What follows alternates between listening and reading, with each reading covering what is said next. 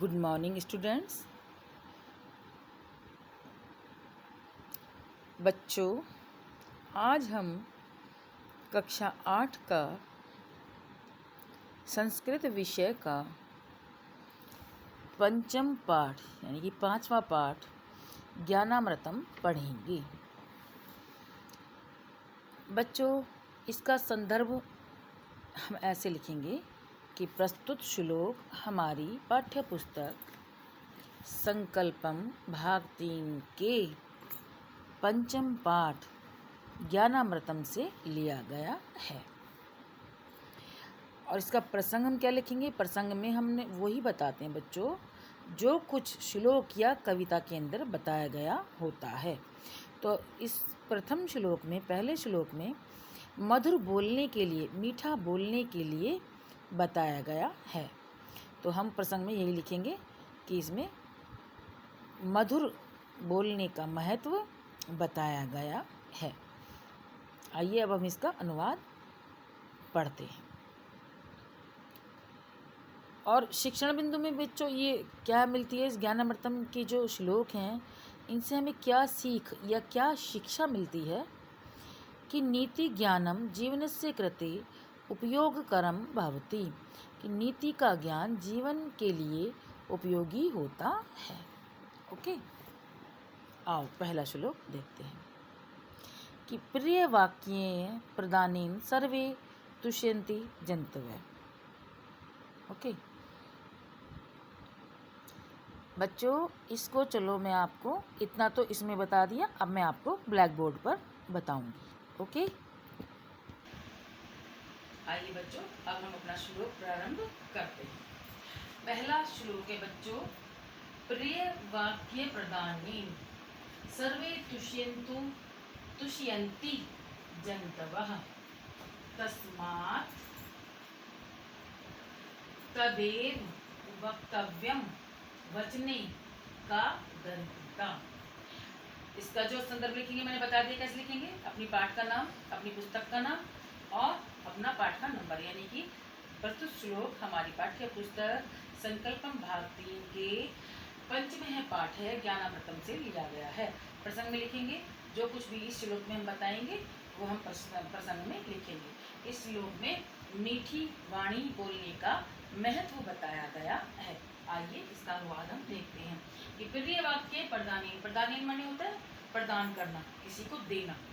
Okay, प्रिय वाक्य यानी कि प्रिय वाक्य बोलना, प्रिय मीठा बोलने में या प्रदान करने से सर्वे तुष्यन्ति जन्तवः, सर्वे माने सभी, तुष्यन्ति संतुष्ट होते हैं या प्रसन्न होते हैं, जन्तवः माने प्राणी, कि सभी प्राणी प्रिय बोलने से या मीठा बोलने से प्रसन्न होते हैं। सभी प्राणी मीठा बोलने से, प्रिय बोलने से प्रसन्न होते हैं। तस्मात् तदेव वक्तव्यम वचने का दरिद्रता, तस्मात् इसलिए, तदेव ऐसा बोलने में, कैसा? मीठा बोलने में, वक्तव्य मतलब बोलने में, वचने ऐसे वचन, का दरिद्रता कैसी? गरीबी, दरिद्रता माने गरीबी, यानी कि ऐसा, इसलिए ऐसा ही मीठा बोलने में कैसी? गरीबी, यानी कि मीठा ही बोलना चाहिए। जब हमारा मीठा बोलने में कुछ नहीं घटता है तो और उससे सभी प्रसन्न होते हैं, तो ऐसा मीठा बोलने में कैसी? कंजूसी या गरीबी या दरिद्रता। ओके, अब सेकंड देख लेते हैं।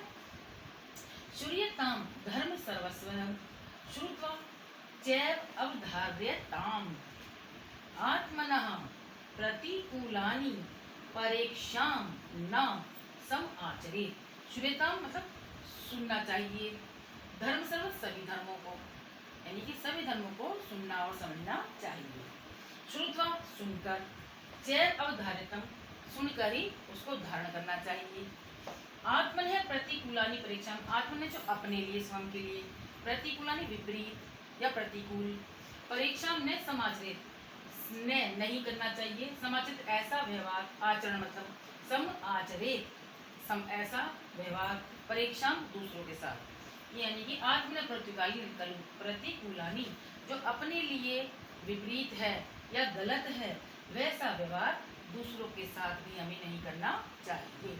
इसमें व्यवहार का, आचरण का महत्व बताया गया है। प्रसंग में लिखेंगे ये कि इसमें आचरण का महत्व बताया गया है कि सभी धर्मों को सुनना चाहिए, सुन के धारण करना चाहिए, और अपने लिए जो व्यवहार ठीक नहीं है, उचित नहीं है, वैसा हमें दूसरे के साथ भी नहीं करना चाहिए।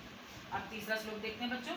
हियते हिममतिस्तात हीनैः सह समागमात् समश्चै समतामेति विशिष्टैश्च विशिष्टताम्। हियते हिमतिस्तात, हियते मतलब छोटे तुच्छ लोगों के साथ, हिय मतलब छोटे लोगों के साथ या तुच्छ लोगों के साथ रहने से, मति मतलब बुद्धि, स्तात वैसी ही नहीं छोटी हो जाती है, हीन हो जाती है ना, तुच्छ हो जाती है। पोज करने का देखिए, हियते, हियते मतलब नष्ट होती है, ही मति, मति माने बुद्धि, स्तात हीने, हीने मतलब छोटे लोगों के साथ, नीच लोगों के साथ। नीच जो जाति धर्म से नीच नहीं, जो अपने व्यवहार से अच्छे नहीं है, दुर्जन है। तो हियति नष्ट होती है, मति बुद्धि, स्तात हीनई छोटे तुच्छ लोगों के साथ, तुच्छ लोगों के साथ रहने से बुद्धि कैसी होती है, नष्ट होती है। सह समागमात, है ना। अच्छा, सह समागमात, समागम होता है पास में रहने से, समागम कहते हैं पास में रहने से। सह माने साथ, कि छोटे लोगों के साथ समागम करने से या उनके साथ रहने से मति जो है, बुद्धि जो है नष्ट होती है। समागम करना, उनके पास में रहना, उनके साथ आचरण करना, उनकी संगति करना। सह माने साथ, हीने मतलब छोटे लोगों के साथ। तो छोटे लोगों के साथ में समागम करने से, रहने से बुद्धि नष्ट होती है। समयश्च समता मेति, और समयश्च मतलब समान लोगों के साथ, अपने बराबर के लोगों के साथ रहने से वैसी समान हो जाती है, उन्हीं के समान हो जाती है। विशिष्टैश्च विशिष्टताम, और विशिष्ट लोगों के साथ, श्रेष्ठ लोगों के साथ रहने से श्रेष्ठ ही, विशिष्ट ही बुद्धि हो जाती है। यहाँ पर इन्होंने संगति का असर, संगति का प्रभाव समझाया है या बताया है। ओके, आइए बच्चों, अब हम ज्ञानामृत, आइए बच्चों अब हम ज्ञानामृत का चौथा श्लोक, चतुर्थ श्लोक पढ़ते हैं कि आत्मा।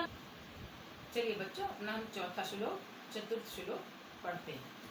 आगमा नाम ही सर्वेषां चार, सर्वेषामाचारः श्रेष्ठ, श्रेष्ठ उच्यते। आचार प्रभावो धर्मो धर्मादायुर्विवर्धते, धर्मादायुर्विवर्धते।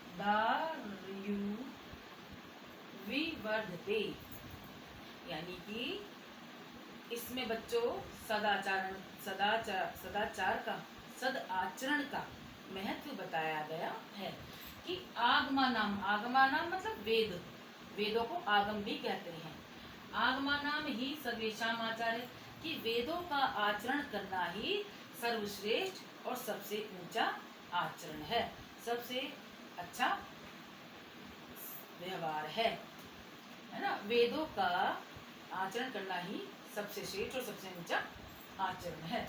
आचार प्रभाव, की सदाचार के प्रभाव से धर्म, धर्म धर्मा आयु विवर्धते, है ना। तो आज सदाचार के प्रभाव से धर्म, और धर्म के प्रभाव से आयु बढ़ती जाती है, आयु बढ़ती है। सदाचार से धर्म और धर्म से आयु बढ़ती है। ओके, इसमें सदाचार का महत्व बताया गया है। और कौन सा सदाचार? वेदों का आचरण वाला, वेदों का आचरण या वेदों का व्यवहार करना ही सबसे श्रेष्ठ और सबसे ऊंचा आचरण है। अब देखते हैं पांचवा।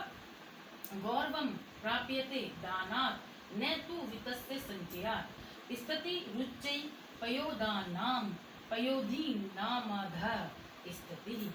क्या कह रहे हैं कि गौरवम प्राप्यते दानात्।